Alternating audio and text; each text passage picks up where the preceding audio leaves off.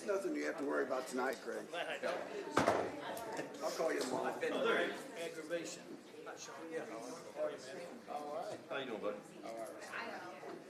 That's done with that. It's okay. But that's just My lawyer's kind I of. agree.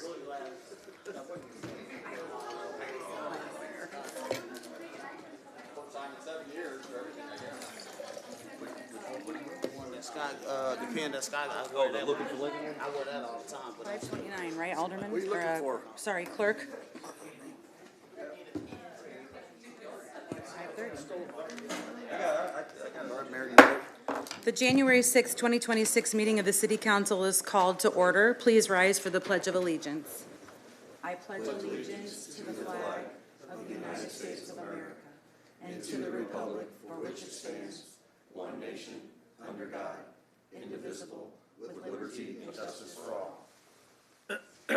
Clerk Redpath, can you please call the roll? Yes, ma'am. Alderman Cox. Here. Alderman Gregory. Here. Alderman Williams. Alderman Rockford. Here. Alderwoman Purchase. Alderwoman Natriano. Here. Alderman Carlson. Here. Alderwoman Conley. Present. Alderman Donlin. Here. Alderman Hanauer. Here. Mayor Busher. Present. Mayor, you have a quorum. Thank you, Clerk. I appreciate it. The civility pledge. In the interest of civility, I pledge to promote civility by listening, being respectful of others, acknowledging that we are all striving to support and improve our community, and understanding that we each may have different ideas for achieving that objective. There are no proclamations or presentations this evening. The chair will now entertain a motion to dispense with the reading of the minutes of the December 16th, 2025 regular city council meeting and approve the minutes. So move, Mayor. We have a motion and a second. Any discussion from the alders? Seeing none, all those in favor of the motion, please say aye. Those Aye. opposed, nay. The ayes have it. The chair will entertain a motion to incorporate the pre-council first reading of ordinances into the record of this council meeting. So moved. Second. We have a motion and a second. Any discussion from the alders on first reading? Seeing none, all those in favor of the motion, please say aye. Aye. Those opposed, nay. The ayes have it.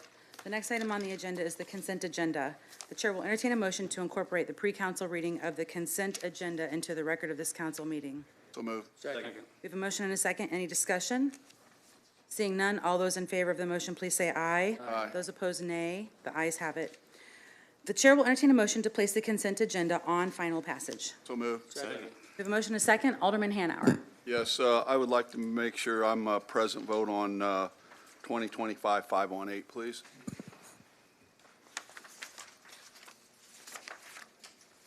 Alderman Hanauer will be voting present on ordinance 2025-518. We're good there? Okay. Any other discussion from the alders on the consent agenda? Seeing none, the voting will now be open. All those in favor of the motion will vote yes. All those opposed will vote no.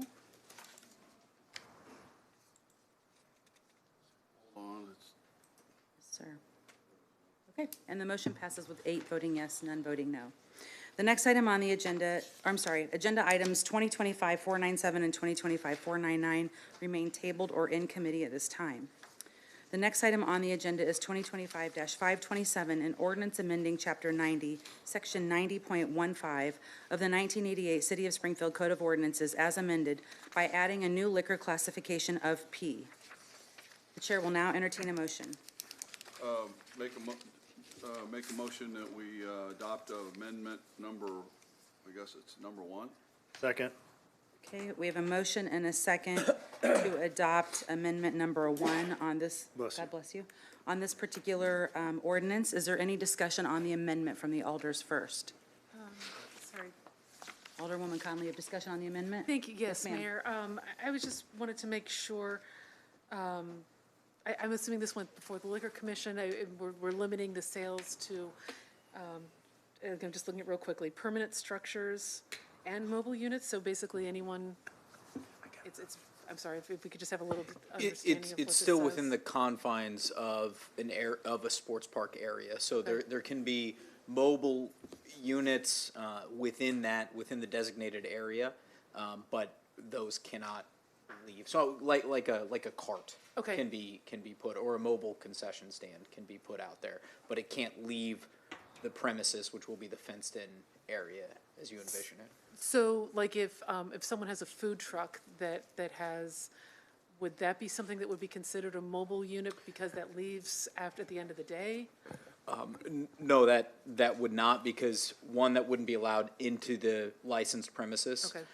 And then two, that food truck, no food truck would be eligible for a Class P license. Okay, but if someone owned a food truck, could they set up a booth there as a mobile unit?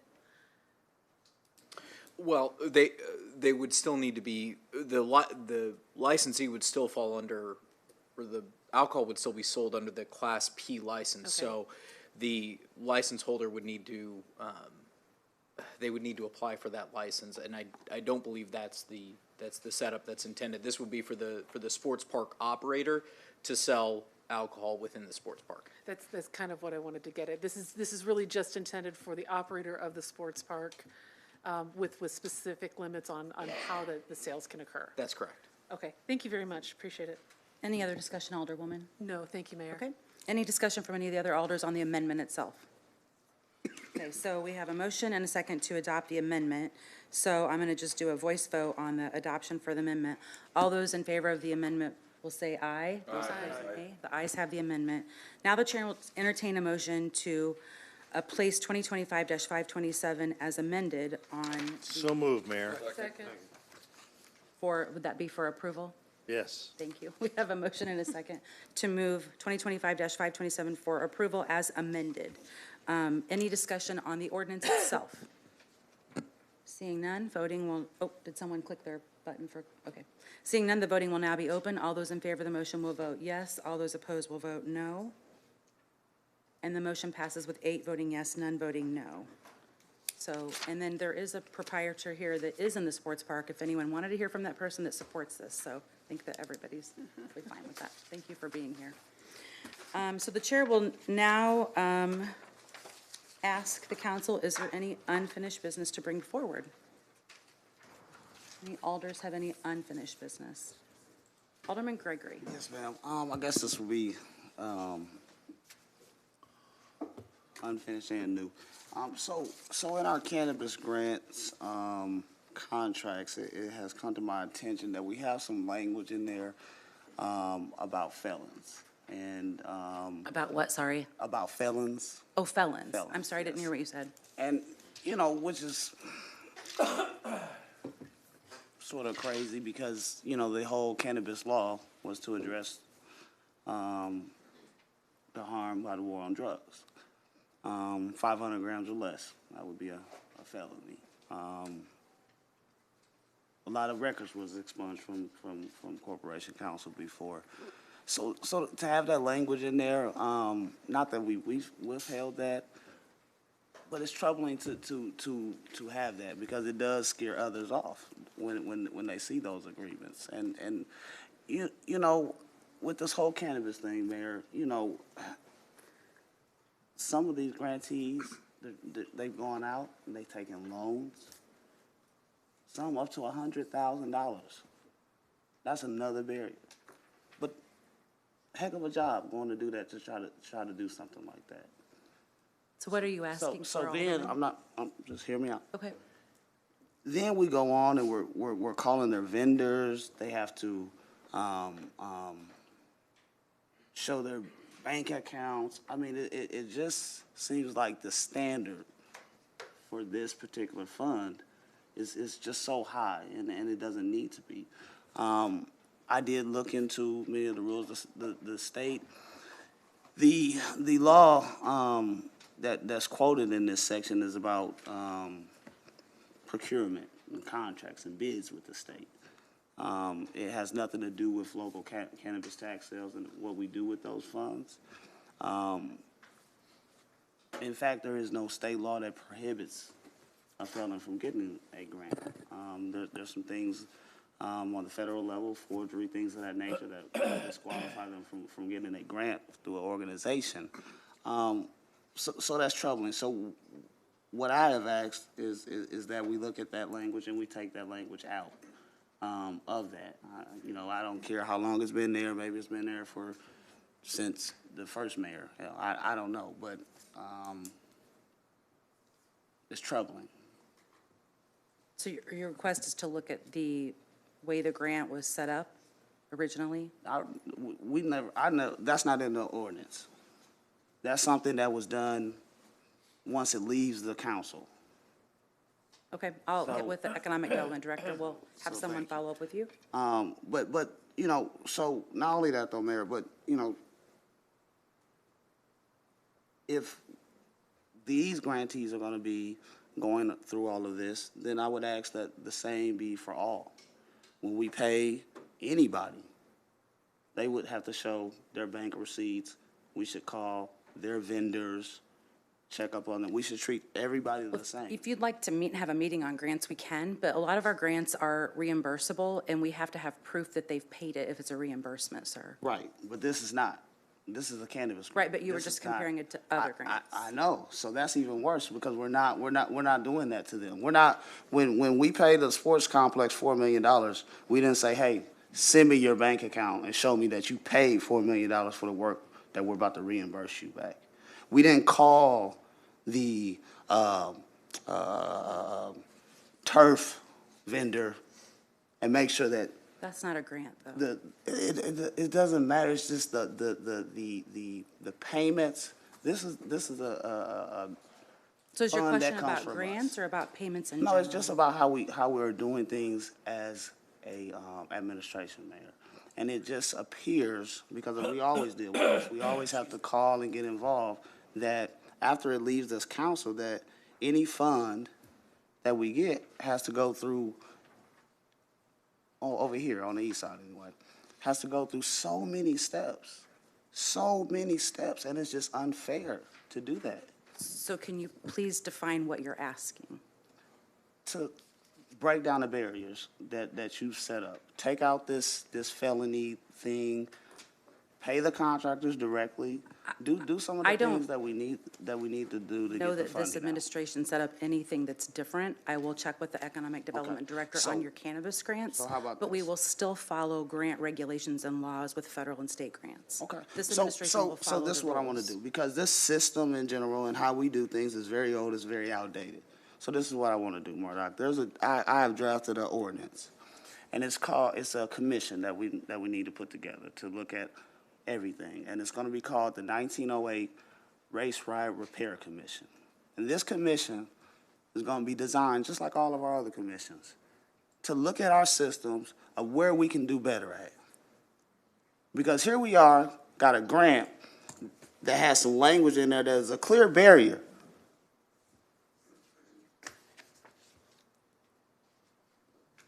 Supposed to help the community and uplift the community. We talk about felons. The only place that many times when I get the call from a felon that we can send them is to the laborers, to a union contractor. So that same person can't come work on a project in this community under this language. Or hold a business or qualify for this grant. So we need things like this, because if we're serious about equality and making sure things are equal, then when we see barriers, we fix them. But I can't, it is selfish for me to think that anybody else can understand how I feel, right? Or how people who look like me feel. So that's why we need a commission like this to put more eyes on our systems to help them get better, so we can be better, so our communities can grow. Because if we can get that community growing, and if we can make it easier and accessible for that community, then everybody, we've heard the rumors, right? It's hard to do business in Springfield. If we can get this portion of our city together, everything else gonna be beautiful, even more easier than what it is right now. The contractors, when they go, they tell some of these people, yeah, we don't go through this sometimes on other projects, because they don't, and we know they don't. Next week, when Broaden and the other company want their $100,000 for their thing, for their snow removal, bank statements showing that they paid all their employees, they got the money to do it. Call one of the guys and make sure they got paid. That's what we should do, because that's what we're doing to our people.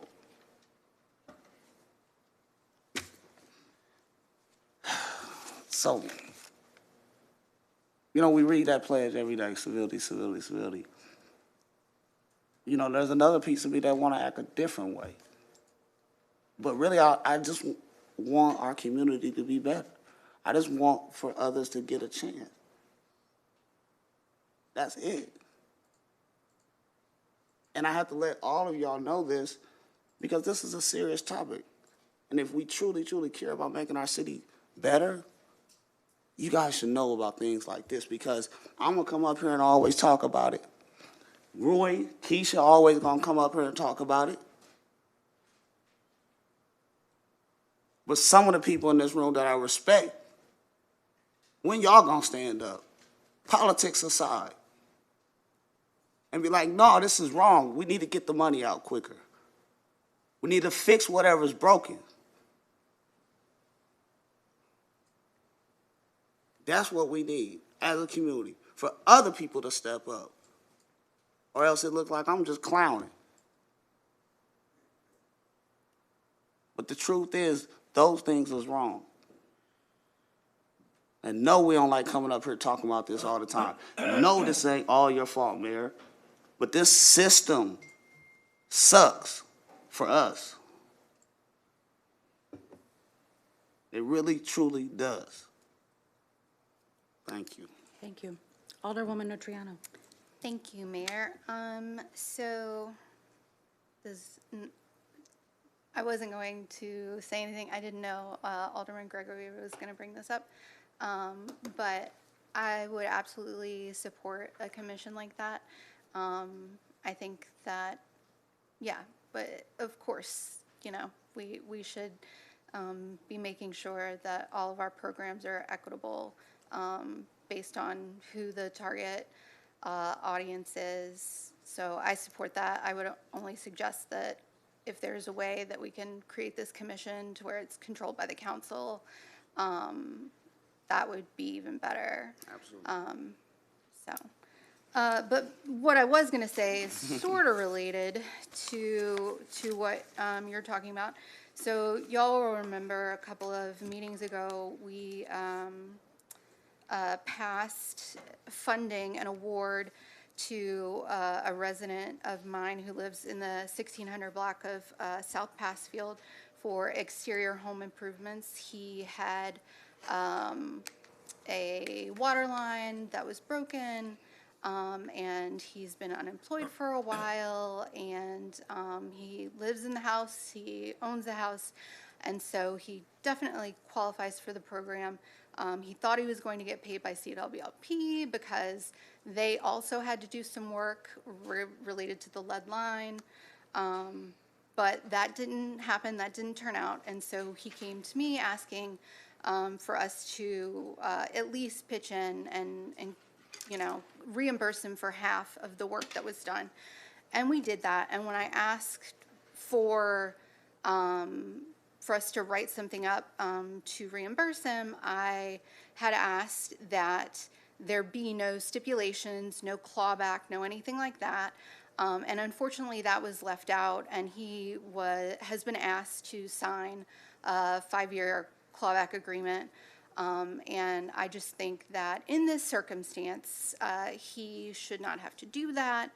And simply because, you know, him replacing his water line was something he had to do to keep the house livable, and it will in no way benefit him when he goes to sell this home. So I understand the intention of the 5-year clawback as written, but this case just really doesn't apply. So I hope in the coming weeks we'll see that revisited with a new ordinance to get him this money and not have any stipulations on it. So wanted to let you all know that that was coming and to again request your support. Thank you. Thank you. Any, excuse me, any other unfinished business from any of the alders? Let the record show that Alderwoman Purchase has joined us too. Welcome, Alderwoman. Any new business then, since we're done with unfinished business, any new business to come before the council? Seeing none? Oh, Oh, sorry, Mayor. Alderwoman Conley. You are getting faster All than me good. these days. Mine is minor in some ways compared to the other topics so far, but just want, and I'm assuming Director Fuchs is in the room, continue to get complaints about garbage that comes out of waste haulers and/or the last one was from the Cokie Mill area, recycling. I got a picture today, and I'll share this with the director, but of what really looks like recycling that was just, it blows out, it's on the side of the road. Cokie Mill's a busy road. We do get a lot of, I think, window fly dumping on that road, but it would be nice, just kind of reach out to the waste haulers, especially the ones with, Republic has the big arm. I know they're the ones who have it, to make sure that they're watching when they're doing the dumping, that it goes into the truck and not blowing around the neighborhoods.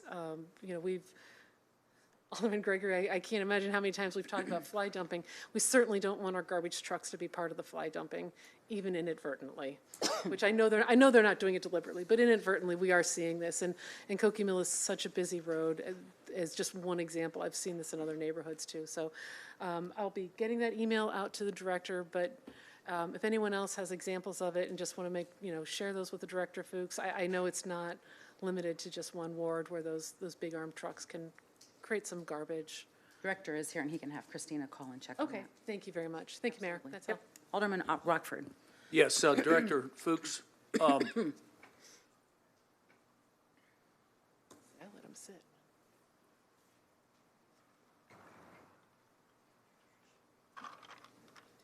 My question is, in Corporation Council, maybe, sorry, Dave, you may not even had to come up, but what's the rules on these garbage cans when they dump these cans and they leave them in the roads? Is there an ordinance, is there rules that these things have to be taken out of the street by the resident, or, I mean? They're not supposed to be on the pavement in the street, no, sir. Okay, so they're on the street. So my question is do we have an ordinance and sorry that I haven't investigated it, but I got a couple calls over the weekend about 40 garbage, cans in the streets, and looks like, and so my question is we've had people get tickets for not shoveling their sidewalks, okay? My question is, do we ticket people for not taking their garbage cans, or is that even on the books? Do we know the garbage cans in the streets?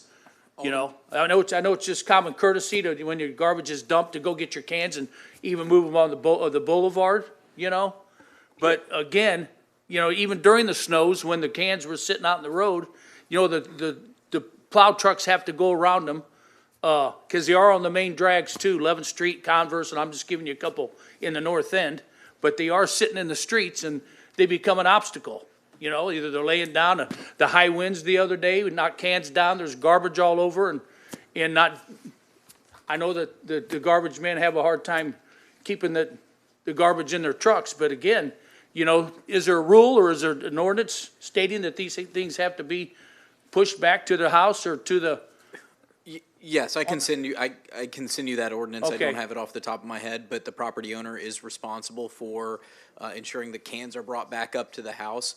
I will also inquire with code enforcement to see if we ever have written a ticket or a complaint on that. I'm just not sure, but I can get you that information. And again, looking back, in years back, the trucks went up and down the alleys and they picked up your garbage. I know on the west side with no alleys and that kind of stuff, you gotta make your, pick and choose what you do, but I just don't understand.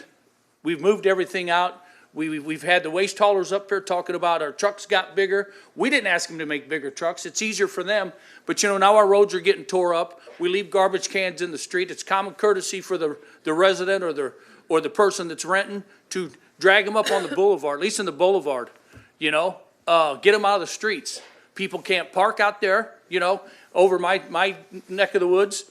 We don't have driveways in a lot of places because they're renters and they got to park on the streets, not with 50 garbage cans up and down the roads. So my question is, Corporation Council, if you could check, I just think it's, we sit in front of an audience on Tuesdays, put out newsletters and bills or whatever, and remind people, you know, when your garbage gets dumped, drag your cans back up, you know? You have to carry your garbage out to the street to put them in the cans. It'd be simpler for the people just to reach out their door and put it in a can and then haul it out once a week. So, I mean, it's common courtesy, but again, it's an eyesore, you know? Yes, sir, and if you have specific locations, I'd be glad Man, to. yeah, whole North End. No, I don't need that. That's No, not real there's- specific, but Yeah, no, I can give you. Please do. But blocks and blocks, you know? So, thank you. Alderman Carlson, do you need the Yeah, director to just quickly, stay? Alderman Rockford, good point on the garbage. But you brought up, and do you know, have we written a ticket for someone not shoveling their drive? Yes. We have done that. Yes. Wow. Okay. Did you need the director? We have done that for not shoveling their sidewalk? I've had I can't say we haven't. But Larry, you know, I I'm know just a guy asking, I that called didn't- me that he got a ticket and to shovel his walk. Now, whether his neighbors just don't like him, I don't know that, but, And those No, are you know what I mean? generated by Wasn't it? specific complaints. That's Yeah. exactly what. okay. yeah, you know. It wasn't your house, was it? I'm not gonna tell you who, but. I'm just kidding. No, I'm kidding, Mine's Alderman. always shoveled. Thank you, Mayor, that's all I have. All right, thank you. Anything else, Alderman Rockford? No, thank you very Okay, much. thank you, Director. With that, we will go to citizens who have signed up in advance to address the council. Clerk Redpath. Ken Pesha.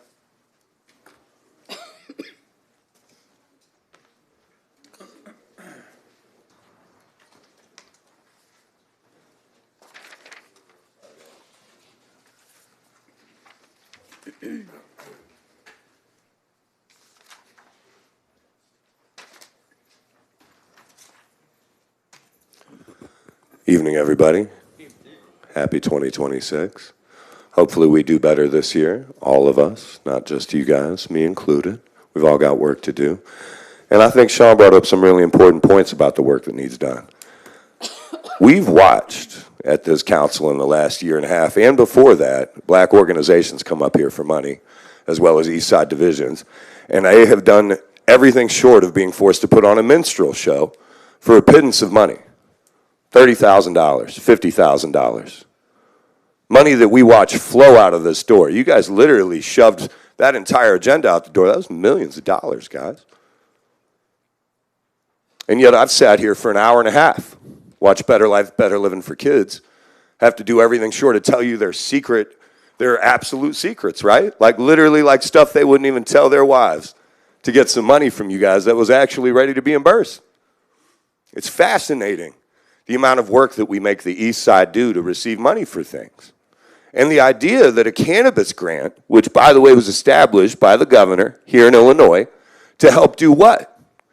Repair the damage done by decades of an erroneous war on drugs that we're now seeing our president drag the corpse out of the closet and put on display again. The war on drugs failed. Drugs won, everybody. I can go buy some right now, and you guys get benefits from it. And one of the explicit instructions about where that money went was the neighborhoods that were disenfranchised by an undue police presence that created a school-to-prison pipeline that put 1 in 4 black men under the age of 40 in prison. And yet we're saying that felons don't have access. Why don't they have access? Are they not disenfranchised enough for you fine folks? Have we not gotten our blood from them yet, with their time served in a society that fails to forgive people that have, in fact, served their time? I had somebody this week print up my county record for the crimes I committed in my youth and try and disparage me for the choices I made in a neighborhood they never grew up in circumstances you've never considered. And it's frustrating to think about the idea that there are people who had it 10 times harder than me. Because I'm not going to play a tiny violin for my life, but quite frankly, those things still haunt me.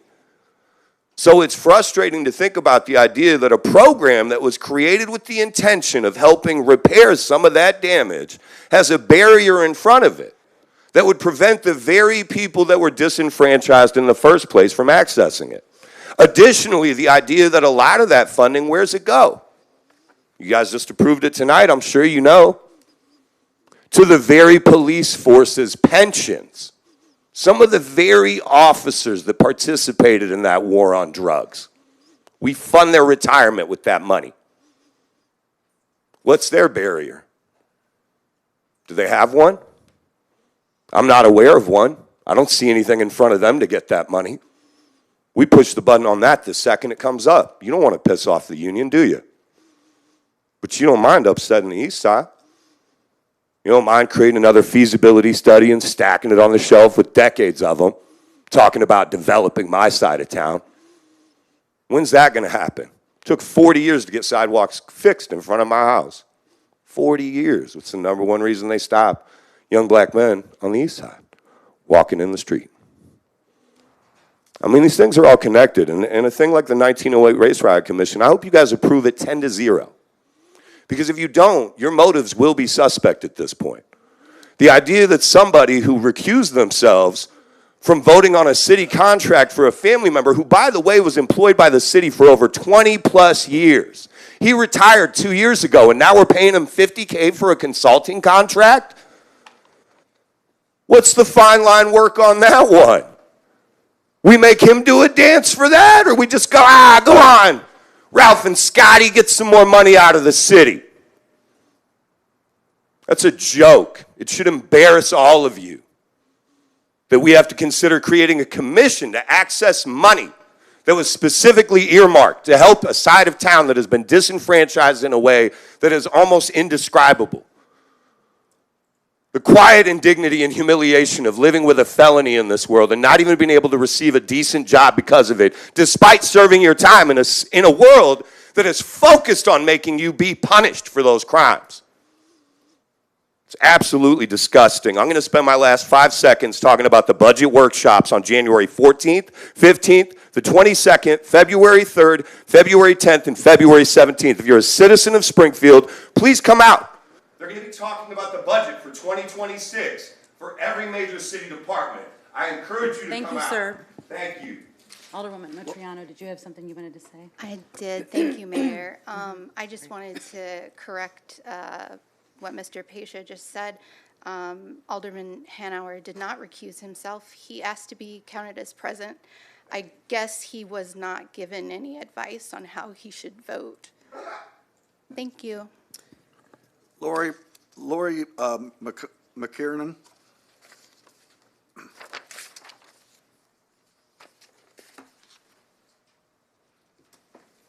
Good evening. My first topic tonight is funding for an IRP. My days and nights these days are filled with data centers right now, so I don't know if I'll be able to attend the CWLP budget hearing or city council meetings leading up to it. In the FY26 budget, you approved $600,000 for an IRP. CWLP delayed and didn't begin the IRP process, so the money was forfeited as it was explained to me. It doesn't carry over into the next budget.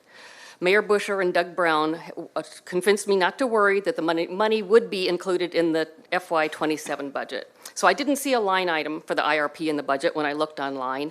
I don't know if it warrants its own line item, but I'm here tonight just to remind you that CERJA, the Clean and Reliable Grid Affordability Act, requires municipal utilities to do an IRP by 2027.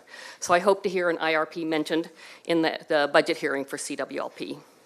So speaking of data centers, I want to tell you about Batavia, Illinois' recently approved data center. Batavia operates its own municipal utility via NIMPA. NIMPA is the Northern Illinois Municipal Power Agency. It's similar to IMEA that we see down here.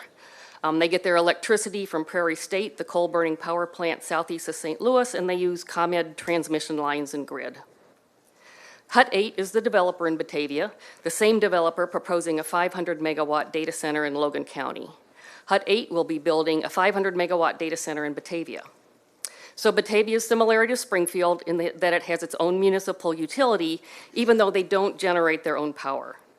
In Batavia's contract with the developer, the city required the developer to buy their power directly from PJM. That's their grid operator, similar to MISO down here.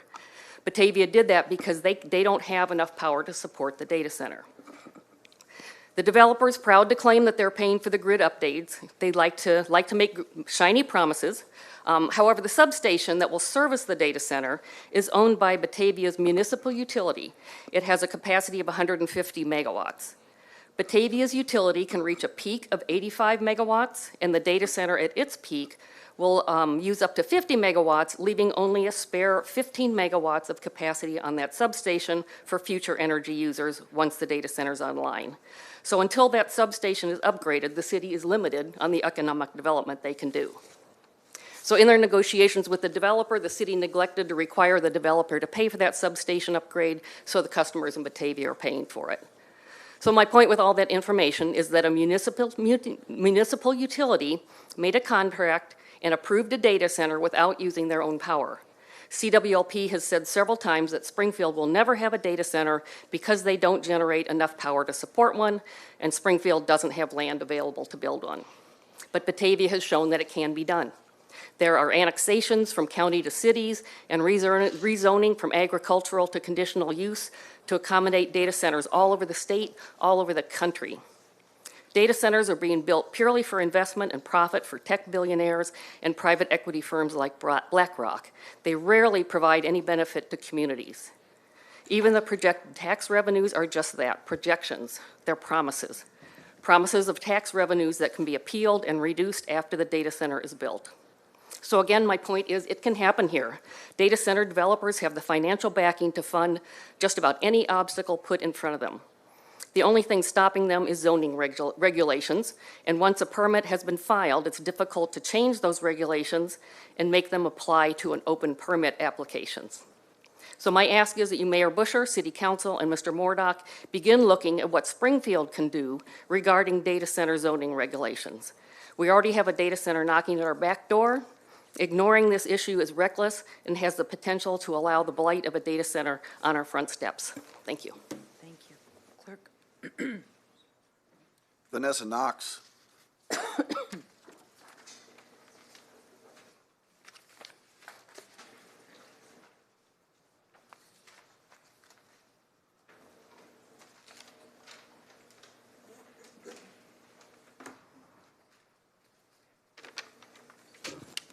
Good evening. Thank you for allowing me to be here. I just want to reiterate last part of Ken's plea. We are asking the community to make sure that they come out for the budget workshops starting next week. Wednesday, January 14th at 5:30. All of this information is on the website. Sometimes it's a little hard to get it, so I just want to reiterate. January 14th, that's the first budget workshop that will be dealing with the overview, treasurer, city clerk, city council, mayor, and the SCVP is dealing with the visitors bureau for Springfield. Thursday, January 15th at 5:30 will be the second budget workshop dealing with library, OPED, human resources, public works, OBM. I'm not sure on that one, if Mayor could let me know what OBM. Office of Budget Management. Budget Management, okay. Thursday, January 22nd, 5:30, third budget workshop. That will be dealing with police, fire, and CWLP.